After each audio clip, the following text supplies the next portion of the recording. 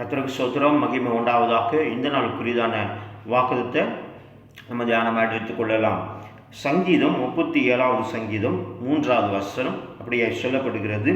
கர்த்தரை நம்பி நன்மை செய், தேசத்தில் குடியிருந்து சத்தியத்தை மேய்ந்து கொள் அப்படின்னு சொல்லப்படுகிறது. இங்கே பாருங்க, அழகாய் சொல்லப்படுகிற இந்த வசனமே வித்தியாசமாய் காணப்படுகிறது. பாருங்க, கர்த்தரை நம்பி நன்மை செய் அப்படின்னு சொல்லப்படுகிறது. மனுஷனை நம்பி அல்ல, இல்லை மற்றவங்க பார்ப்பதற்கு போட்டோவுக்காக அல்ல நன்மை செய்வது.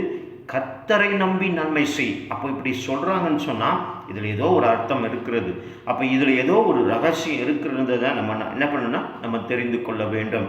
பாருங்க, இன்னொரு வசனம் அழகாய் சொல்லப்படுகிறது. ஏசப்பா சொல்லுகிறது அங்கே பார்க்க முடிகிறது. நான் உணவு இல்லாமல் இருந்த எனக்கு நீங்கள் உணவு கொடுத்தீங்க, ஆடை இல்லாமல் இருந்த எனக்கு நீங்கள் ஆடையை கொடுத்தீங்க என்று சொல்லப்படுகிறது இல்லையா? பாருங்க, அப்போது கர்த்தருக்காக நீங்கள் செய்யும்போது அப்போ கேட்குறாங்க, நாங்கள் சீசர்கள் கேட்குறோம், நாங்கள் எப்போ உங்களுக்கு ஆடை கொடுத்தோம், எப்போ நாங்கள் உங்களுக்கு நன்மை செய்தோம் என்று நீங்கள் ஏழைகளுக்கு செய்யும்போது, இல்லாதவர்களுக்கு செய்யும்போது அது எனக்கே செய்துமாறு என்று அங்கே சொல்லப்படுகிறது இல்லையா? ஆமாங்க, இன்னொரு வசனம் அழகாய் சொல்லப்படுது. ஏழைகளுக்கும் விதவைகளுக்கும் இறங்குகிறவன் கர்த்தருக்கு கடன் கொடுக்கிறான் என்று சொல்லப்படுகிறது. அப்போ அவர் கடனாளியாக இருக்க மாட்டாருங்க. ஆண்டவருக்காக நன்மை செய்யும் போது பாருங்க, நீ இன்னொரு வார்த்தையை சொல்ல முடியும். நீங்கள் கிறிஸ்து இயேசுவை நம்பி இருக்கிறீங்களா? அப்போ நன்மை செய்யாமல் இருக்க முடியாதுங்க. கிறிஸ்து இயேசுவை பின்பற்றுகிறீங்களா? இந்த கிறிஸ்துமஸ்னால பின்பற்றுகிறீங்களா? அப்போ நன்மை செய்யாமல் இருக்கவே முடியாதுங்க.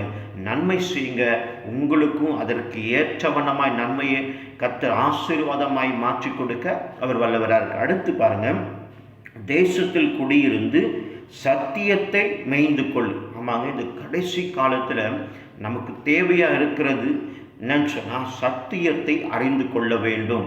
இந்த சத்தியத்தை அறிந்து கொள்ளும் போது தான் நம்ம விடுதலையாக்கப்படுவோம், நித்திய ஜீவனுக்குள்ளாக நம்ம கடந்து போக முடியும். அழகாய் சொல்லப்படுகிறது பாருங்கள், தேசத்தில் குடியிருந்து சத்தியத்தை என்ன பண்ணுங்க, மேய்ந்து கொள்ளு.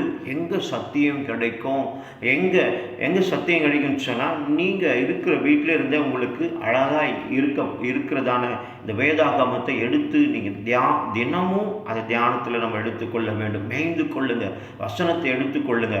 ஏன் இன்னைக்கு ஒவ்வொரு நாளும் வாக்குத்தத்தமாக இதை ஏன் கொடுக்குறோன்னு சொன்னால் மேய்ந்து கொள்ள வேண்டும் என்று சில பேருக்கு டைம் இருக்காது, பைபிள் படிக்கிற டைம் இருக்காது, எதுக்குமே டைம் இருக்காது. ஏன்னு சொன்னால் வீணான நேரத்தை நம்ம செலவழித்து கொண்டிருக்கிறோம். இப்படி அல்லாமல் சத்தியத்தை மேய்ந்து கொள்ளுங்க, நன்மையை செய்யுங்க.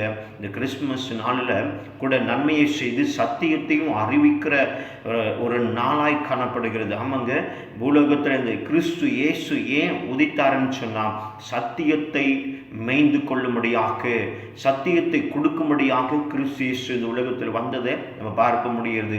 நிச்சயமாக இந்த ஒரு மெசேஜ் உங்களுக்கு ஆசீர்வாதமாக இருக்கும் என்று நான் விசுவாசிக்கிறேன். கர்த்தர் உங்களோடு கூட இருந்து பெரிய காரியங்களை செய்வாராக்கு. ஆமென்.